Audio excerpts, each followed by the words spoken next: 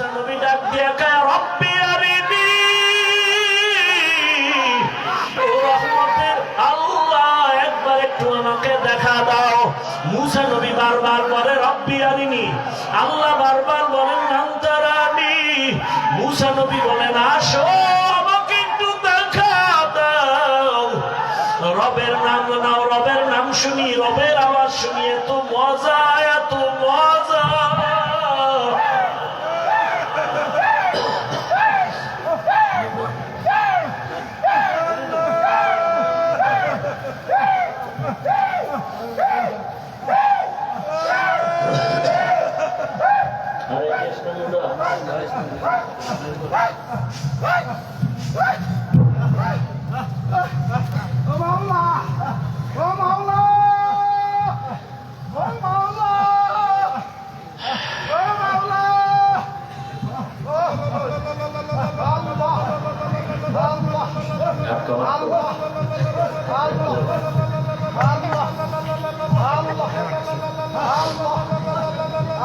ভাইরা আমার,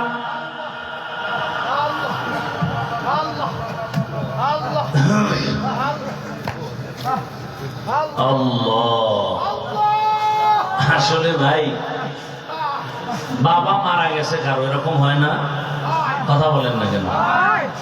তো দু চারটা সন্তান আসছে, বাবায় মারা গেছে, কেউ গামছা চোখে দিয়ে কান্না করে, আবার একটা ছেলে আইসা মাটিতে গড়াগড়ি খায় আর চিল্লা, এরকম নাই? তাহলে কেউ বলবে কি ওই ছেলেটা আসলে খারাপ? না, ও বাবার মায়া এত পরিমাণ নিজের আর কন্ট্রোলে রাখতে পারে নাই। আরে আগুন তো গরম, আগুন ঠান্ডা না গরম? তো ইশক আর মোহাব্বত একটা আগুনের মতো। কিসের মতো? আগুনের মতো।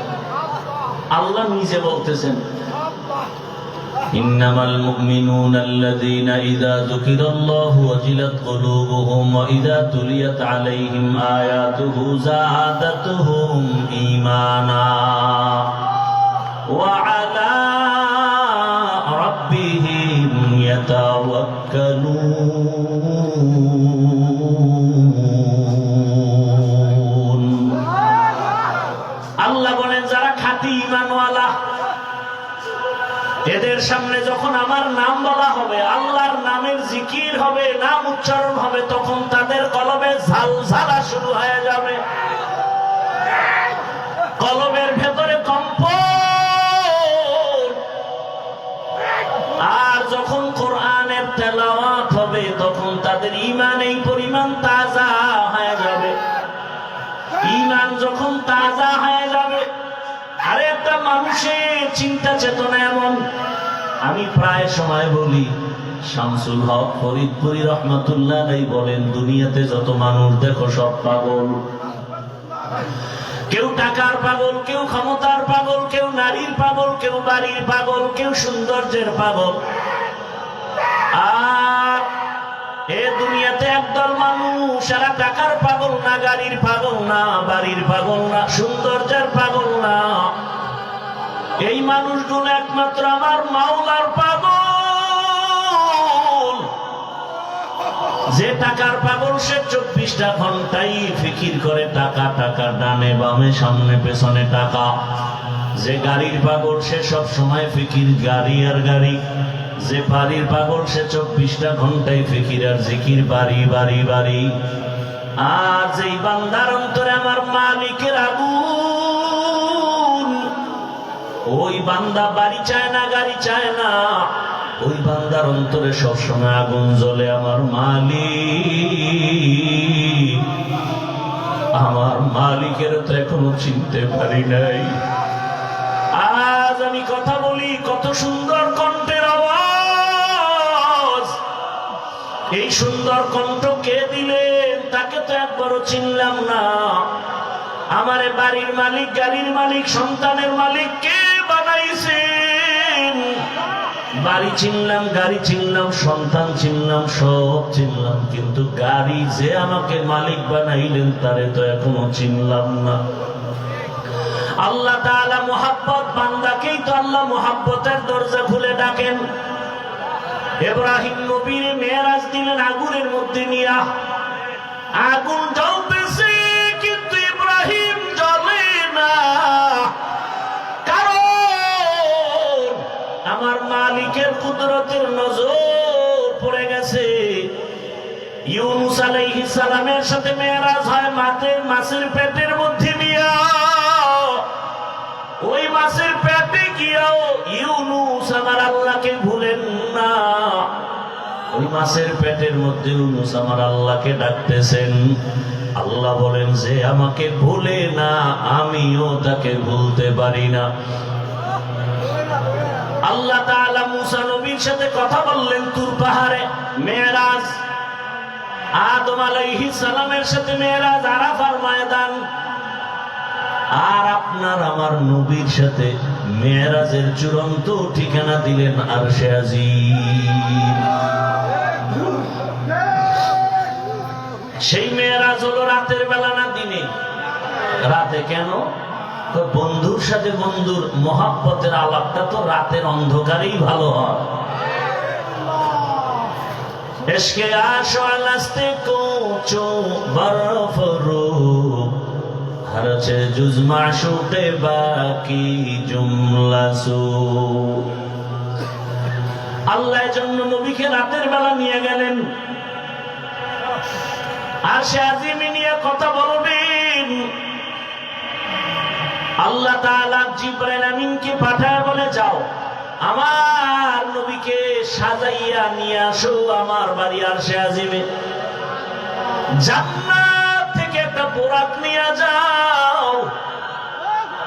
জান্নাত থেকে একটা বোরাক সুন্দর করে সাজাইয়া রহমতের নবীর ঘরের দরজায় নিয়ে হাজির হয়ে যাও। হোয়া হুকুম জিবরাইল কো यूं शेता बुराक एक जन्नत से कर इंतखाब सजा उसको ज़ेवर से तू ताबपा फिर उसको तू काबा में लेकर के जा। আল্লাহর অর্ডার হয়ে গেল। আমার রাসূলকে এখন কাছে বসায় কথা বলবেন। বোরাক নিয়ে জিবরাইল হাজির। রাতের বেলা এমন রাত নবীও ঘুমায়। মক্কা নগরীর পাশে হাতিমে কাবা। জিবরাইল আমিন বোরাকটা বাইতুল্লাহর পাশে রাখিয়া এইবার তিনি চলে গেলেন আমার রাসূলকে ঘুম থেকে সজাগ করার জন্য। নবী ঘুমন্ত অবস্থায় আছেন, রাতের গভীর। নবী কোথায় ঘুমাচ্ছেন? এই ক্ষেত্রে তিনটা মতামত পাওয়া যায়। কেউ বলে নবী হাতিমে কাবায় ঘুমাচ্ছেন, কেউ বলে নবী শিয়াবে আবু তালিবের মধ্যে ঘুমান, কেউ বলেন নবী তার চাচাতো বোন উম্মে হানির ঘরের মধ্যে ঘুমাচ্ছেন। তিনটাই সহি। উম্মে হানির ঘর হলো শিয়াবে আবু তালিবের মাঝখানে। জিবরাইল আমিন নবী তো ঘুমান। ঘরের উপর থেকে ছাদ ছিদ্র করে জিবরাইল ঢুকলেন। দরজা দিয়ে ঢুকছে না উপর দিয়া? ছাদ ছিদ্র করে মাঝখান দিয়ে ঢুকলেন। জিবরাইল আমিনের ৬০০ নূরের পাখা। রহমতের নবী ঘুমাচ্ছেন। এই মুহূর্তে কোনো আওয়াজ দেওয়া যাবে না। রহমতের নবী ঘুমান। হাত লাগানো যাবে না, মাথায় কোনো টাচ করা যাবে না। জিবরাইল ৬০০ নূরের পাখা এক পাশে রেখে রহমতের নবীর কদম মোবারকের তলায় গিয়ে একটু পাখা লাগায় দিলেন। কেউ বলেন জিব্বা লাগাইছেন। রহমতের নবী সজাগ হয়ে গেলেন। তাকায় দেখে জিবরাইল আমিন সামনে বসা। নবী জিজ্ঞাসা করলেন, ভাই জিবরাইল, এই রাত্রে কেন? আবার তাকায় দেখে উপর থেকে আলো দেখা যায়, ছিদ্র, দরজা আটকানো। বলে আপনি কি দরজা দিয়ে ঢুকেন না? কয় না। কোথার থেকে? বলে ছাদ ছিদ্র করে আসছে। উল্টা পথে কেন? আজকে সব ব্যবহার উল্টাই হবে, সব উল্টা হবে। আপনার জন্য এক মহা সুসংবাদ দিয়ে আসছি। আমার আল্লাহ আপনাকে দাওয়াত দিয়েছেন, এখনই রেডি হবে, আল্লাহর বাড়িতে যেতে হবে। কেমন মজা! এগুলো বুঝবে কে? বুঝবে কে? তেরা আয়না আলমে রঙ্গ বু হে, তেরা আয়না আলমে রঙ্গ বু হে, जिधर दिखता हो उधर तू ही तू है। আরে আল্লাহর মহব্বতের বান্দারা, সর্বাবস্থা আমার মালিকের পাওয়ার জন্য পাগল পারা হয়ে থাকে। অন্তরের মধ্যে একটা আগুন জ্বলতে থাকে। দুনিয়ায় সব পেলাম, কিন্তু আসল মালিকের যদি না পাই, আমার কোনটাই আর জীবনে সফল হবে না। জিবরাইল আমিন বলেন, নবী রেডি হন, চলতে হবে রবের দরবারে। বোরাক রেডি। নবীকে উঠাইয়া জিবরাইল আমিন চলে গেলেন হাতিমে কাবা। বাইতুল্লাহ দেখছেন যারা, ওই চার দেয়ালের ঘরের পাশে বুক বরাবর একটা আলাদা দেওয়াল আছে ছোট, এটা হাতিমে কাবা। পুরাটাই ছিল বাইতুল্লাহর ঘর, পুরাটাই। কিন্তু রসুলের যখন 30 বছর বয়স, ওই বাইতুল্লাহটা ভেঙ্গে নতুন করে উঠাইতে গিয়া টাকা ছিল না। হালাল ভাবে টাকা সবাই ভাগ ভাগ করে দিয়া দেখে পুরাটা উঠানো যায় না, একটু বাদ দিয়ে পরে করছে। কিন্তু ওটাও কাবা, কাবার অংশ। বাইতুল্লাহর মধ্যে 2টা দরজা ছিল। কয়টা? এখন একটা আছে আর একটা নাই। ওই বরাবর ওই পাশে আর একটা। রহমতের নবীকে হাতিমে কাবায় নিলেন। ওখানে নবী আরেকটু শুয়ে পড়লেন, আবার উঠাইয়া রহমতের নবীকে ঝমঝম কূপের কিনারায় নিয়েছেন। নবীকে চিৎভাবে শোয়াইলেন। নবীজির সিনা মুবারকটা ছিদ্র করে ফেললেন। রহমতের নবীর বুকটা চিরিয়া ভেতর থেকে কলবটাকে বের করলেন। স্বর্ণের পেয়ালার ভেতরে রাখলেন। জমজমের পানি দিয়া ধুইলেন। নবী বলেন, আমি তাকায় তাকায় দেখতেছি।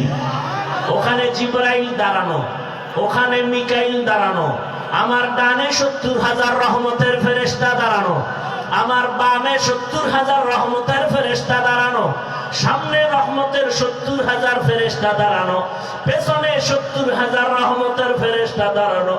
আমি দেখতেছি আমার বুকটা সিরিয়া কলবটাকে বের করে স্বর্ণের পেয়ালায় রাখলেন, আর জমজমের পানি দিয়ে আবার কলবটাকে ধুইলেন। এরপরে আবার ভেতরে দিয়া আবার হালকা চাপ দিলে আবার ভালো হয়ে গেল।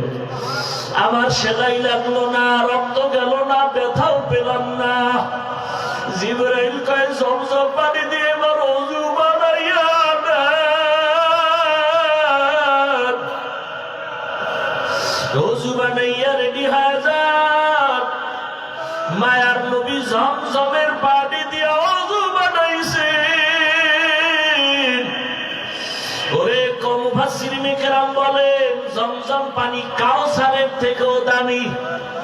সাহাবায়ে কেরাম প্রশ্ন করলেন, ইয়া রাসূলুল্লাহ, জমজমের কূপের থেকে crore crore million trillion billion পানি হাজিরা নিয়ে যায়, কিন্তু সেই থেকে আজ পর্যন্ত একটু পানি কমেও না বাড়েও না।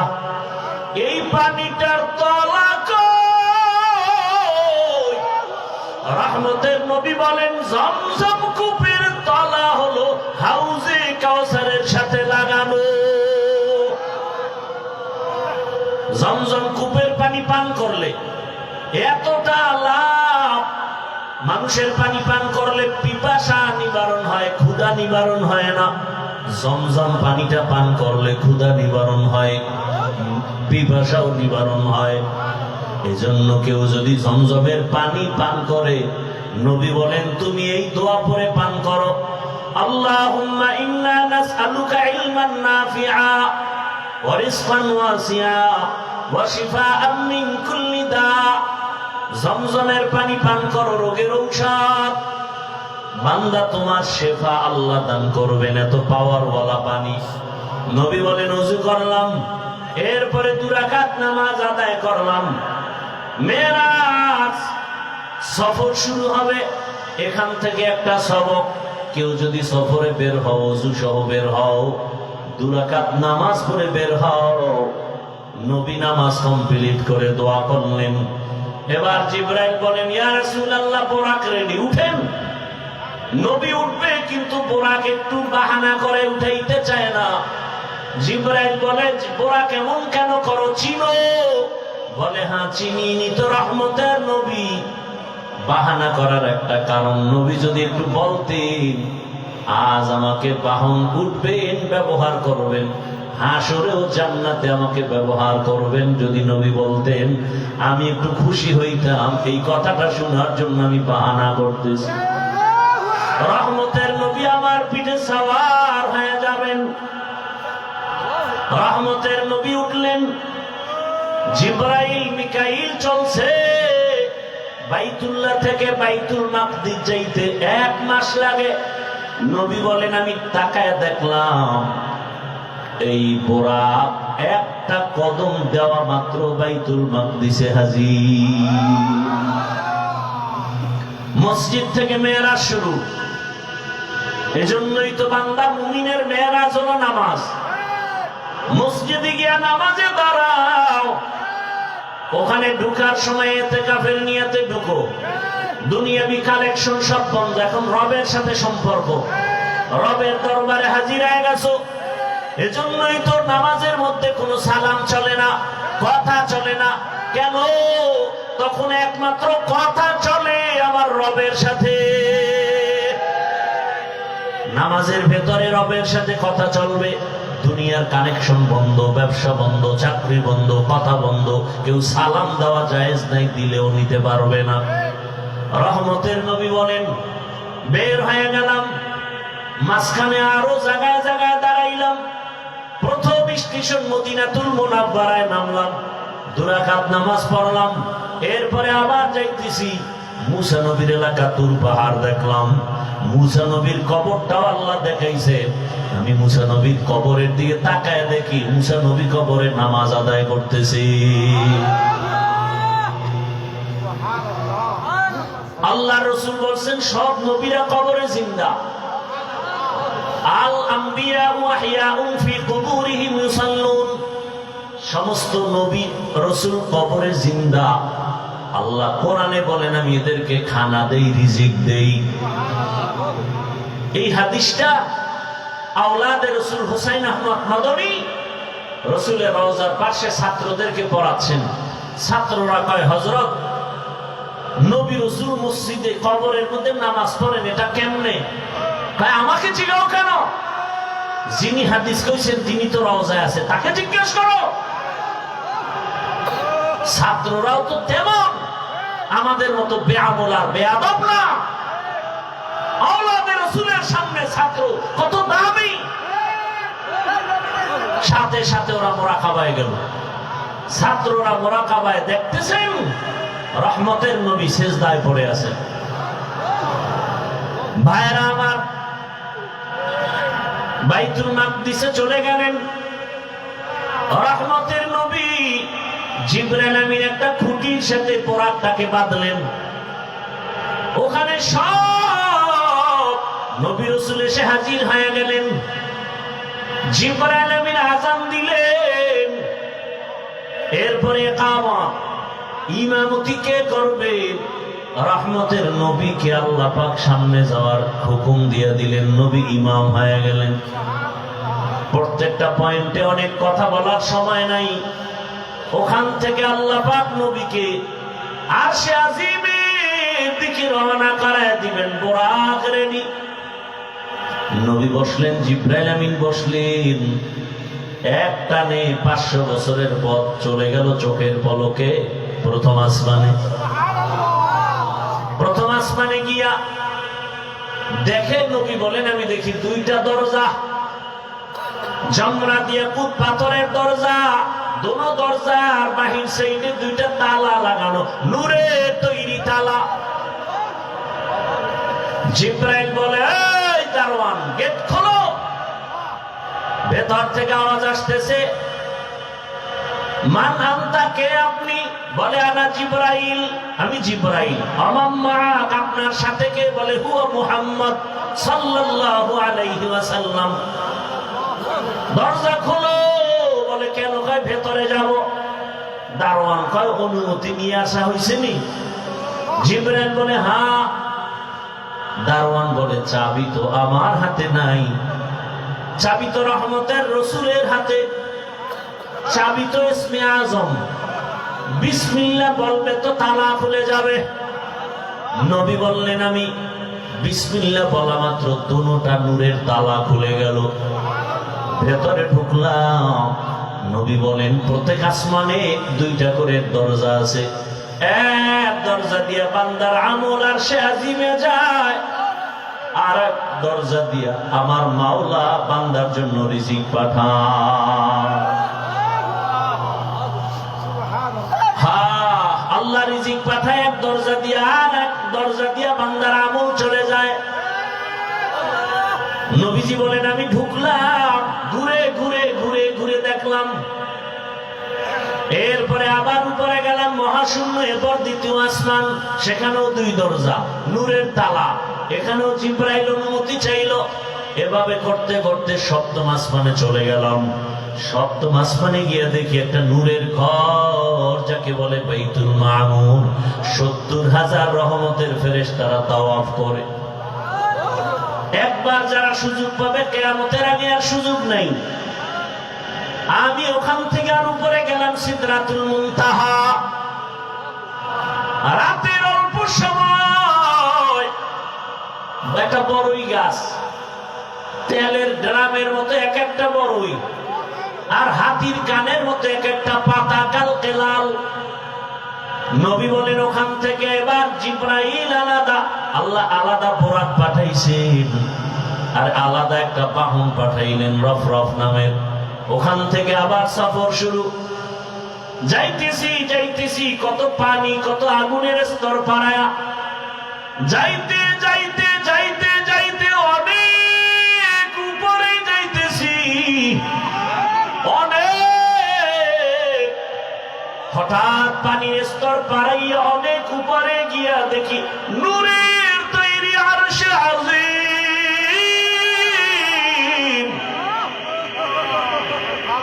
আমি ওখানে গিয়ে জুতা খুলতে শুরু করলাম। হঠাৎ করে আওয়াজ আসতেছে, রহমতের নবী জুতা পরে ঢুকেন, আপনার জুতার ধুলি নেওয়ার জন্য আরো অপেক্ষায় আছে। রহমতের নবী ঢুকলেন, আর সে আজিম 8 জন ফেরেশতারা কাঁধে নিয়ে দাঁড়ানো। ওদের পা হলো 7 জমিনের নিচে। ওই ফেরেশতারা জানে না তাদের কাঁধে কি আছে। আর সে আজিমের উপরে হলো আমার আল্লাহর আসন, কুরসি। ওয়াসিআ কুরসিয়ুহুস সামাওয়াতি ওয়াল আরদ। রহমতের নবী ঘুরে ঘুরে দেখতেছেন আল্লাহ পাকের আসন, এই কুদরতের কুরসির চতুর্দিকে 70,000 নূরের পর্দা লাগানো। আমার নবীকে ভেতরে নিয়ে আল্লাহ কথা বলার জন্য আহ্বান করলেন। রহমতের নবীকে পর্দা একটা একটা খুলেন আর ভেতরে নেন, নূরের পর্দা খুলেন আর ভেতরে যান। কাছাকাছি আল্লাহ পাক আমার রহমতের রাসূলকে নিয়া এরপরে কথা বলবেন। আল্লাহ তাআলা বলেন, নবী বলেন আমাকে আল্লাহর পাশে নিয়া মুহাব্বতের আলোচনা শুরু করলেন। ফাআওহা ইলা আবদিহি মা আওহা। এই ফাজলামি করো কেন?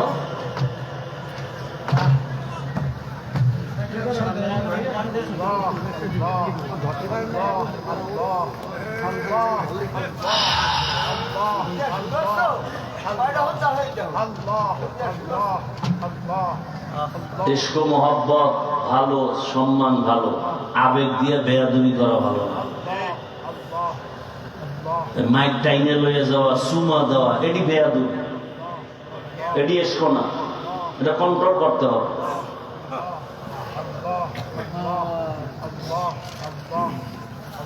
আবেগে বেয়াদবি করা যাবে। আল্লাহ হেদায়েত দান করুন।